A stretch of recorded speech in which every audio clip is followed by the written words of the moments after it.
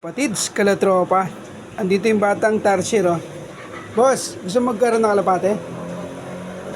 Meron ako dito ng balahibo. Tago mo, swerte daw yan. Pampaswerte yan. Hindi ka ba naniniwala dyan? Ha? Naniniwala ka dyan? Hindi.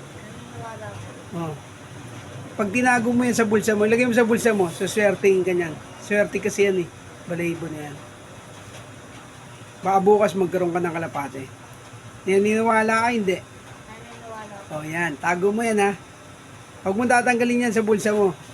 Kasi swerte yan. Gaaron ka ng kalapati dyan.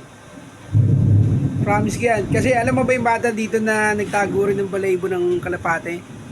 Panood mo yun? Opo, sa YouTube po. Sa YouTube din, nasa TikTok ko yung pinost sa Facebook. Oo.